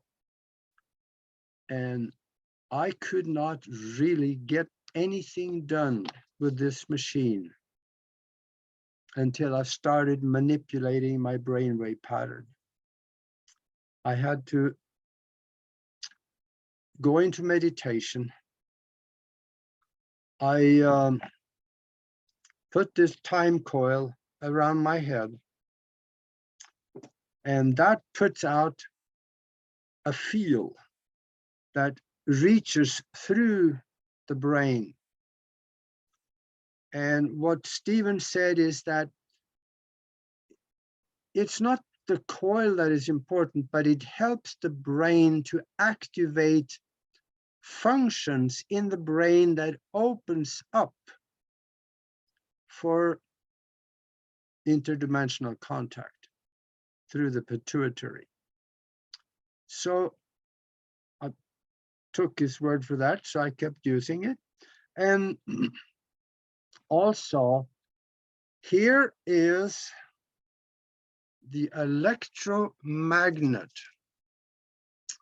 And what we do with this electromagnet, we got to make sure it doesn't get close to computers, because it will blind a screen on the computer. If I put it close to the screen right here, you wouldn't be able to see me anymore for hours, or maybe never. I know that for a fact, because I did that once. I got it too close and I lost the computer. They were part of the screen that went away and never came back. It does something to the computer screen. And what we do when we turn it on, we put this against the solar plexus with the time coil on, and we hold it there. Go into meditation, and we visualize what we want to do, where we want to go, and we don't care about time so much, times and dates. That is man-made concept that really doesn't work very well outside in the field, but a time-coded event is important.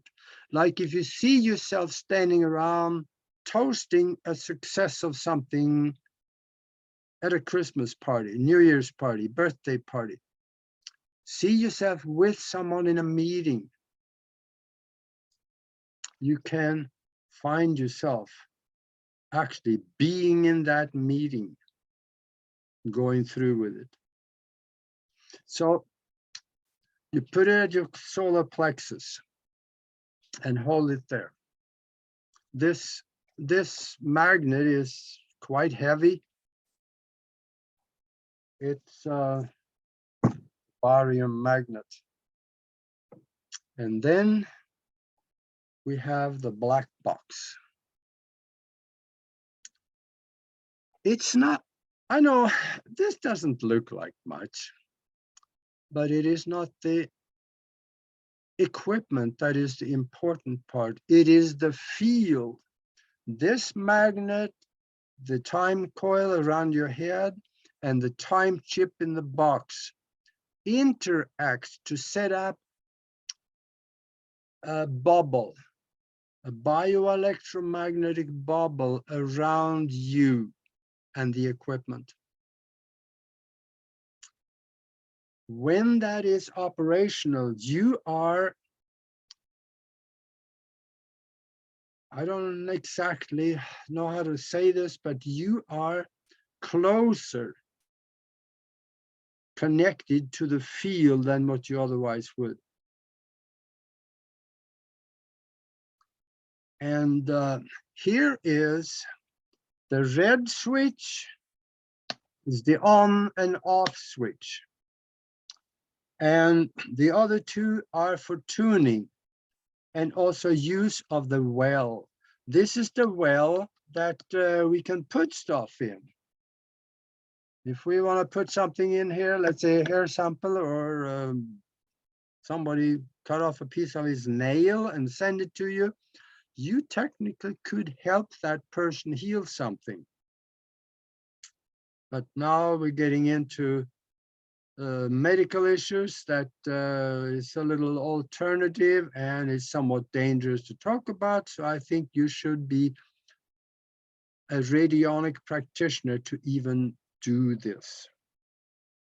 Now, if you were, let's say if you had something in that well, you turn all the switches on, and here's a rubbing plate.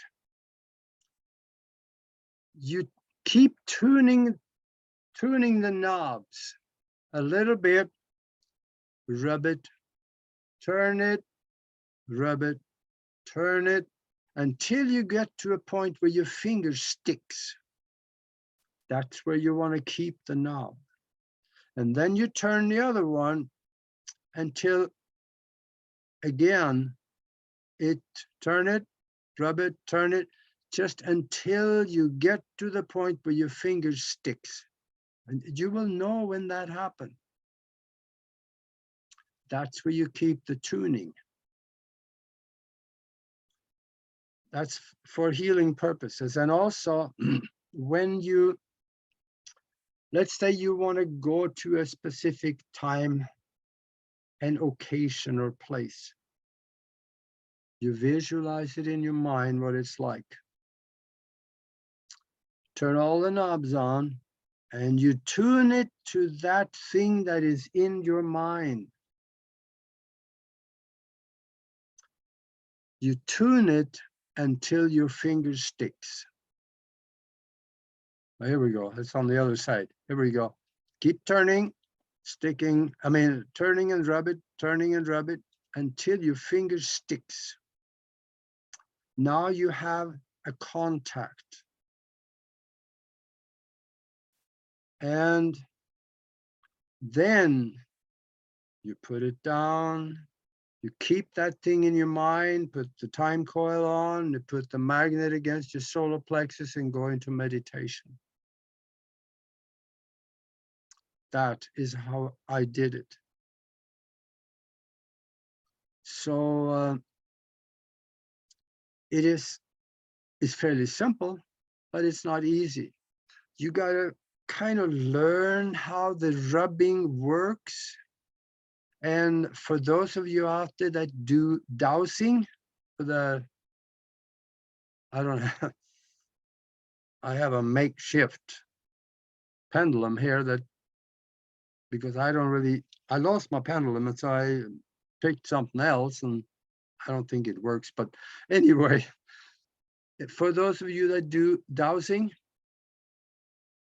you will have an easier time with this, because your mind and your finger and your body is attuned better to the fact that I expect this to happen, so it will.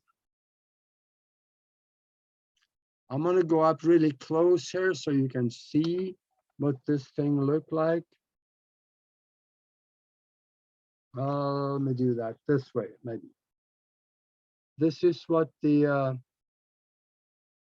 time travel device looked like up close.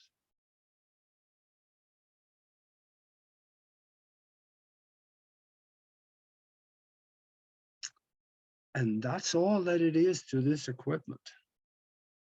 It's really fairly simple. And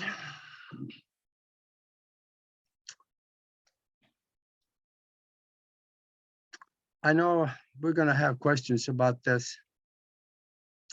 Okay, I might answer one right now because it ties in. What are the two other switches? One of them is for the well, to turn the well on, and the other one is for the tuning of the rubbering plate. So you got to turn them on to maybe, if you're not using the well, you don't need to turn that on, or they could be left on all the time. I don't know if it actually matters, but the red one is the off and on switch. That one's got to be on. And let's see. Well, I got two pictures that I want to show you. And those pictures need to be talked a little bit about. So let me, what do you think, Neil? Should I share screen for that? Yeah, Aage, go for it. Okay. I'm going to extend this page a little bit, and here we go.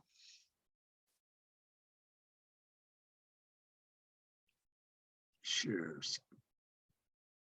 Okay. I'm sharing sound and video. Can you hear me? Can you Yeah, hear? we can hear you. Mm-hmm. Okay, good deal. All right. This is at the website of broadcastteamalpha.com. And this is the website that Nori and I have for the radio and the podcast. And we got well over 5,000 unbelievable pictures in there, and all kinds of goofy stuff. And if you all can see this, yeah, here's a goofy one. This only in Russia. There's a guy going in a taxi cab, and he's got his pet bear with him, sticking his head out the back window. Well, that's kind of goofy, but then we have giants, and we have all kinds of strange stuff that you should go and have a look at.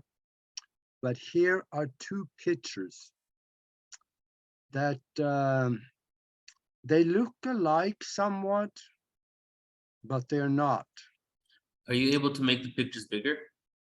Say again? Are you able to enlarge them? All right, yeah, there we go. Yeah, here we go.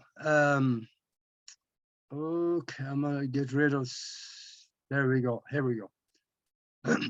This picture right here, that was the first one.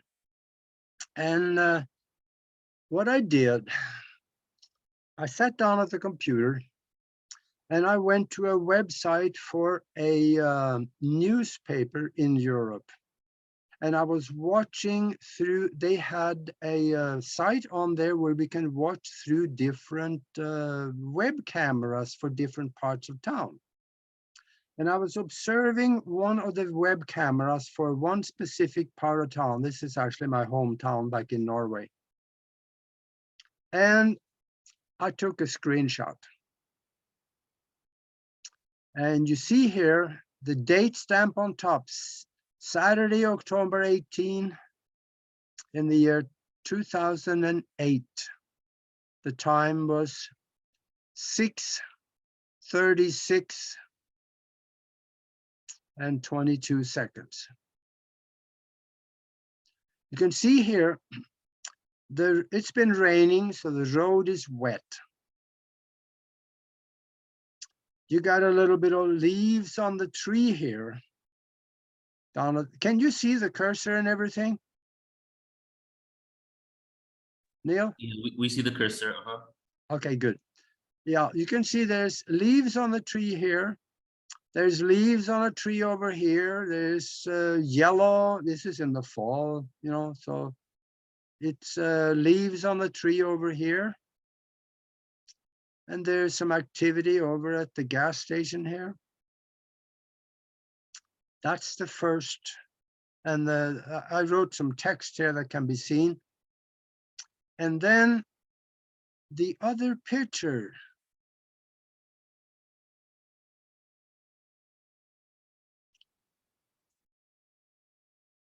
The road is dry. There's no leaves on the tree down here. There's no leaves on that tree, and there's no yellow leaves on this tree. And the van that was sitting in the parking lot here at the gas station is gone. It's different. The way I ended up taking the second picture is that I sat down quite a while later at the computer, went to the same website, watched through the same video camera in Europe. And I went into meditation. I tried to position myself back at the exact same time I took the first picture. I visualized that first picture. And I took another screenshot. And I remember it got kind of fuzzy on me, and there were things happening there. I took another screenshot because I wanted the picture, second one, to be at the same time. Well, I got close. Here it says 08/35/17. Same day, same year. So I missed it by 1 minute and 5 seconds compared to the last one that you saw. In 1 minute and 5 seconds, there is no leaves on the tree. Over here, there is no leaves on that tree. The road is dry.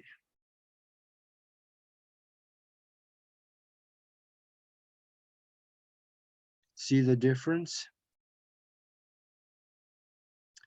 There is more green grass here. The road is wet.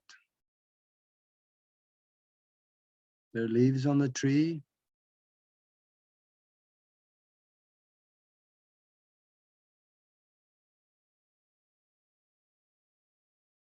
No leaves on the tree. Road is dry. In 1 minute and 5 seconds.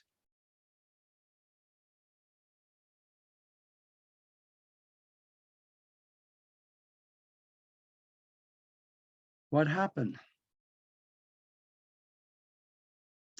In 1 minute and 5 seconds is how I missed it. But that should not create these. I mean, the trees don't lose all their leaves in 1 minute and 5 seconds. And wet road contrary to dry road in minute and 5 seconds.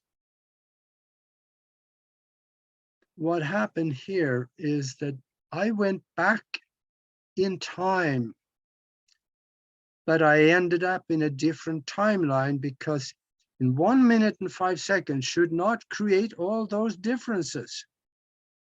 But in another timeline, there could be differences like that.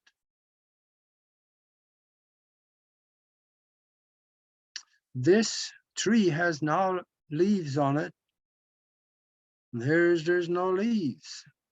dry roads.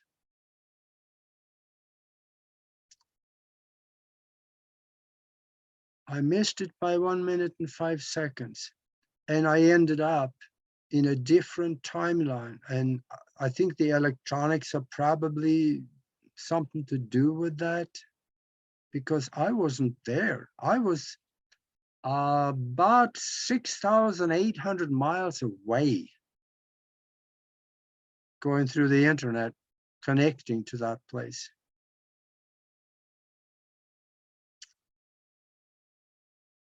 Yeah, and then there's going to be some people that say, you faked it. Well, first of all, I didn't. For the second, I've been trying to get somebody to verify that there is no dislocation in the pixels. And as soon as I tell them, I talk to some very credible people, but as soon as I tell them that, oh, it has to do with time travel, they want nothing to do with it. And I can see scientists don't want to get associated with something like this.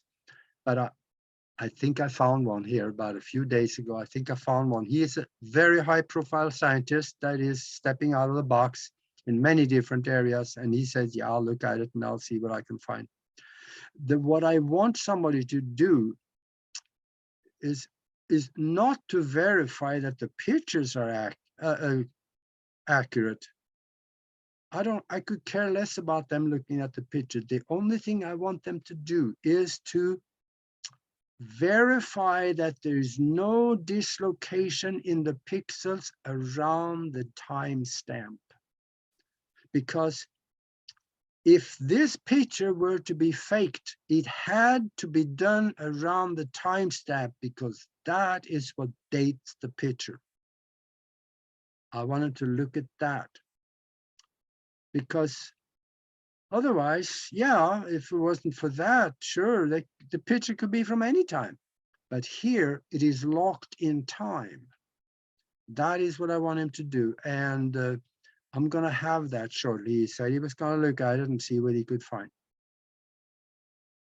But for right now, this is my statement of how it was taken.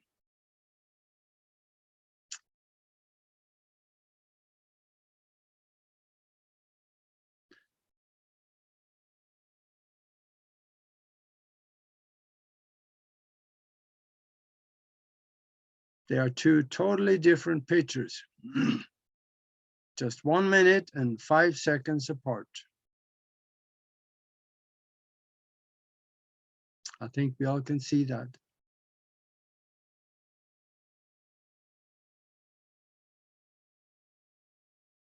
So now it goes back to the fact that, what should we believe?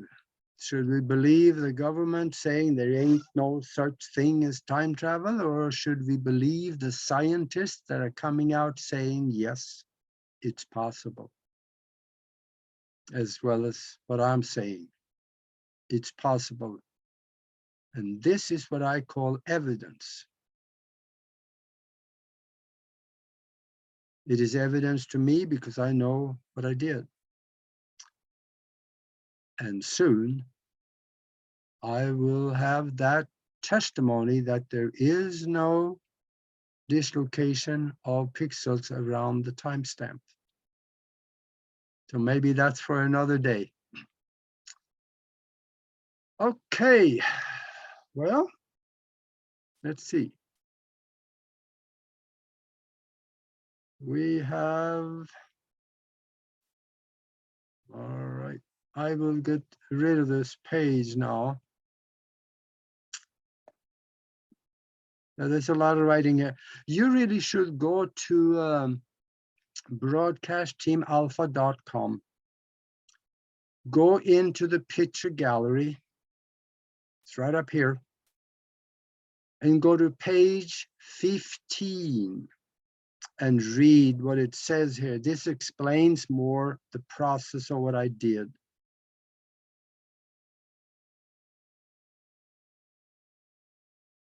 And that's it.